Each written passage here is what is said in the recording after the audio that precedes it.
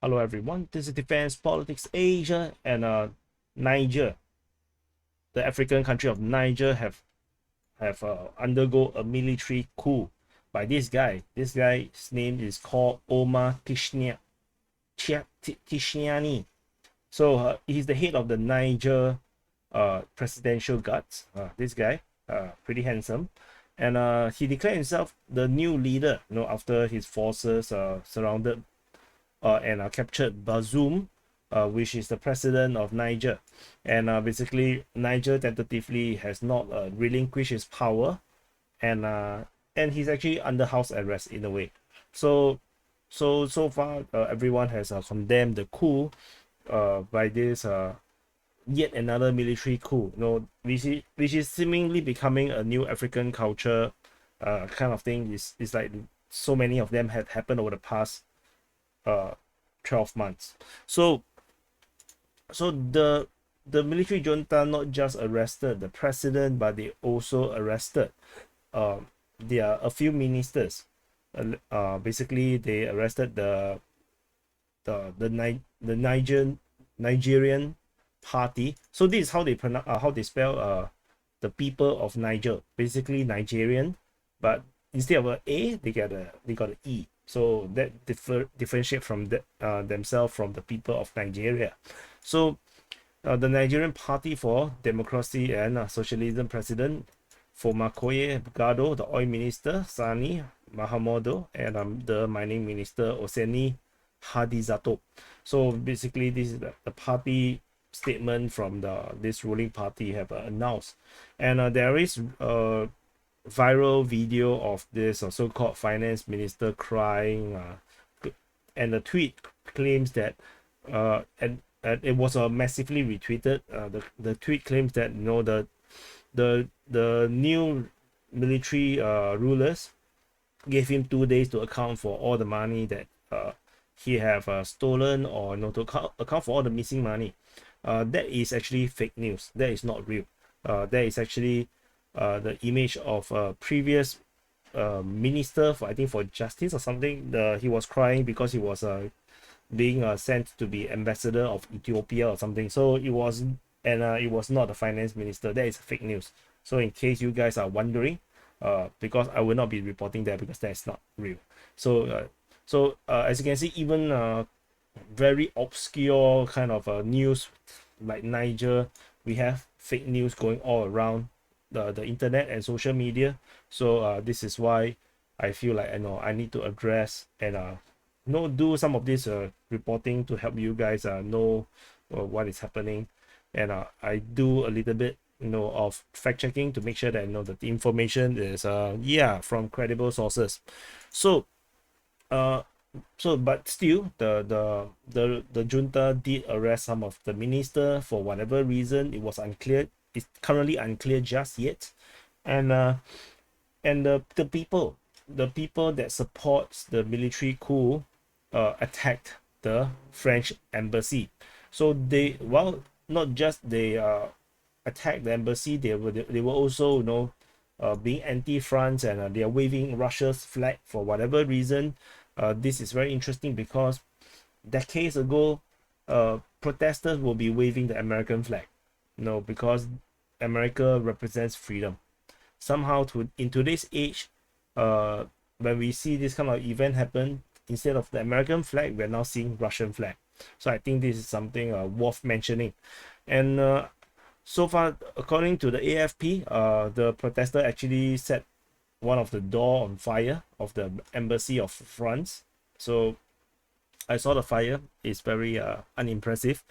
So the French president Macron is obviously not happy. So this is the president of Niger, and basically he's not happy. This is his not happy face.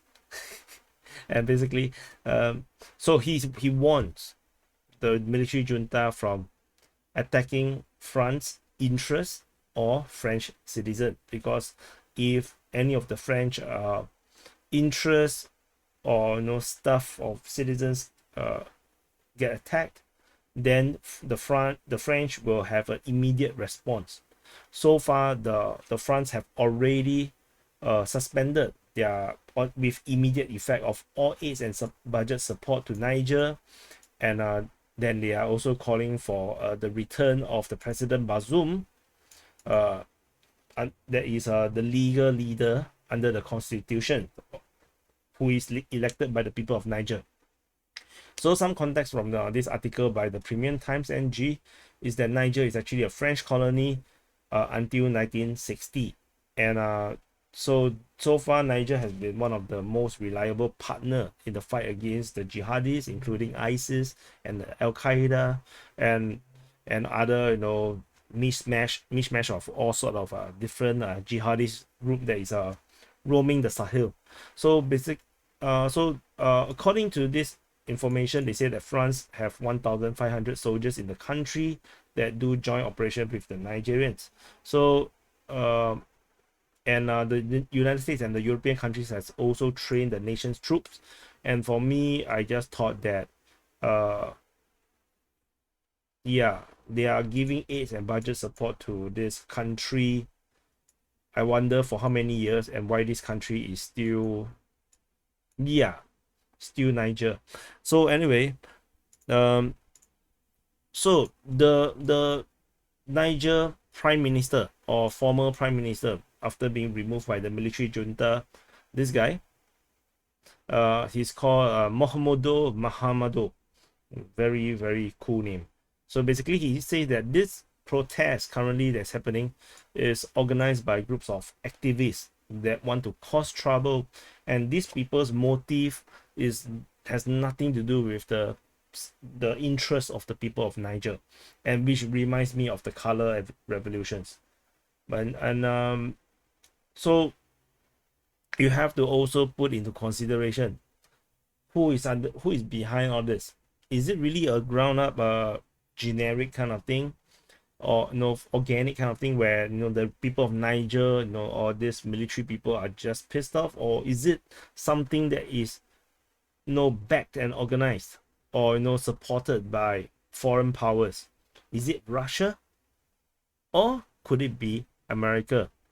Think about it. The geopolitics is actually interesting to think about, because the United States can have its interest, to weaken France. So, but I'm just saying, it could be Russia, it could be France, and no, it could be United States or Russia, behind this, or it could be just something organic. So basically, he and the president has been replaced by the military council, and he claims that the aim is to get other foreign countries to come to Niger and attack France's interests. So based on the interest of their agenda, whatever these foreign countries are, and not based on the agenda of the Nigerian people. In a way, I think he also not exactly fully sure which foreign country is trying to overthrow them. So just something interesting. And then like clockwork, just when everybody's wondering what the French will do, because France depends like over 20% of their uranium needs from Niger, I think. And Niger basically decided to suspend export of uranium and go to France with immediate effect under the command of this military junta. And this actually fulfills the worst fear of the French, because the French are really worried that this is going to cause energy crisis in their country if they cannot get the uranium from their own colonies or former colonies.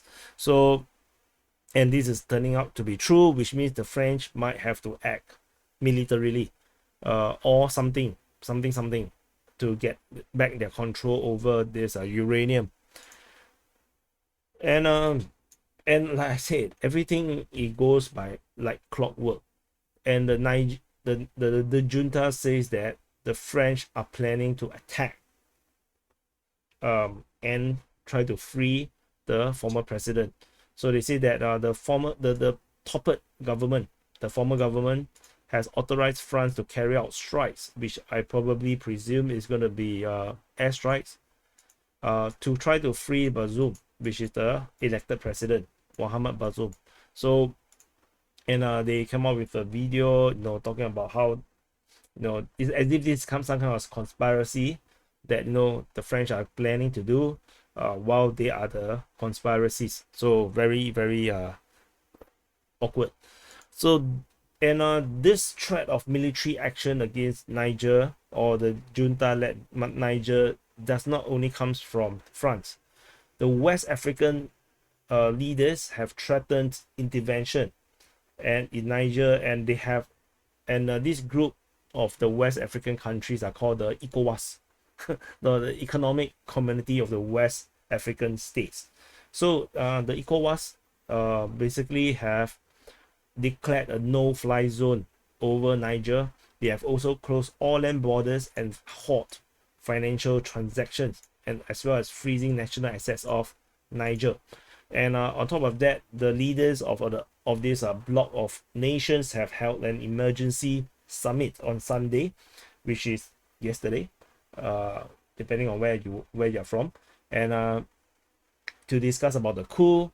And they have decided to give the junta 7 days to reinstate Bazoum, which is probably not going to happen because they have risked too much and they are not going to go to jail, or unless they're going to be like Putin, very nice. They like how Putin pardoned the Wagner people, which I don't think will happen in some African country. So they have 7 days to reinstate the president, and if not, then the regional bloc will take all measures necessary to restore constitutional order if the demands are not met within a week. And they say that such measure may include the use of force, which is military force, and added that the military chiefs are to meet immediately to that effect. So let me show you the hypocrisy. This group is called the Economic Community. Economic, not military. It's not an alliance. It's an economic community of Western African states. And somehow economics have something to do with local politics. Somehow the economic grouping decides that they can actually form a military coalition to invade into another country's domestic affair. So that's very interesting. And somehow the economic community have power to form a military intervention group. So that is also very interesting. So there must be some kind of undercurrent that is going on that is threatening the ECOWAS, the entire Western African group, that they need to act. This is entirely, apart from the French intention to act, and it's just weird. It's just unusual. And because there's already so many military coups, this is the first one that I heard of foreign powers wanting to get in to intervene. Like, since when did the people went to intervene with the Burkina Faso, or Sudan, or Chad? Suddenly, Niger is the one that they decided that no, this is illegal. We need to reinstate the previous leader. Yeah, something to think about. So, and the EU is very happy. They are really very happy. They say that the EU backed the African leaders a warning for that 1 week deadline. So you see, the EU chief diplomat Joseph Borrell, this guy, on the next day, fully supported all measures adopted and proposed by the African leaders, and they say that this may include the use of force. So the European Union supports all measures adopted by ECOWAS and in response to this coup, and they will support them quickly and resolutely. I wonder how, because the European Union is also like the ECOWAS. They are an economic union, and and it's supposed to be all about economics, and somehow, you know, they have military means, you know, they have the rights to encourage military action. So, and I wonder under what constitution and under what kind of regulation and rules that allows EU to back another group, another regional bloc to, you know, take military actions.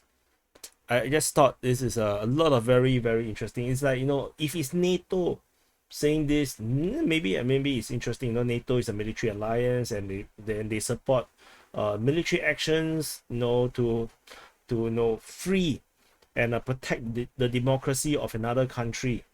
That makes sense. But of course, you know, NATO don't think Niger's democracy is very, very important, like, you know, Ukraine. So I don't know. So this caused a reaction, of course, from the junta leaders. They warned, don't send troops to our leader. So the General Tishiani, sorry, Abu Ramane Tishiani, also known as Omar Tishiani. What the hell, man? Okay, make me say the full name. So, and basically, he's the chief of the all this is things that we have said. He's basically warned against any military intervention in a statement read on Niger national TV. So he said that the objective of ECOWAS meeting is to approve a plan of aggression against Niger through an imminent military intervention in Niamey. Niamey is the capital of Niger, in collaboration with other African countries that are non-members of ECOWAS and certain Western countries. Al Jazeera quoted the spokesman. So this is a war brewing in Niger, and I wonder, you know, what is the implications, you know, where you have so many Western African countries suddenly feel like there's a need to invade into Niger. So so after that, the chat is here. You know, this is the chat, not this chat. This is not the chat. This is the chat. Because this chat has lost power, so he's not a chat anymore. But this chat is from chat, and this chat has arrived in Niger, and he met with the former chat of Niger. Basically his name is called Muhammad Idris Deby Itno. So he went to Niamey, which is the capital, so Niamey, and basically has met with the former leader, Mohamed Bazoum, and this is a widely publicized meeting. It's all across major medias. As you can see, this media is BBC, and this Mr. Deby also met with the coup leaders, who so this Mr. Chat guy from Chat wanted to spearhead the mediation between with the Western African leaders, and also with the junta, and try to ensure that this does not roll into a major regional war. And yeah, this Chat guy is pretty cool. And the interesting thing is, he met this former president at the presidential palace, and which means that he's not like, you know, tortured, thrown into jail, into some dungeons, and fed with cockroaches and lizards.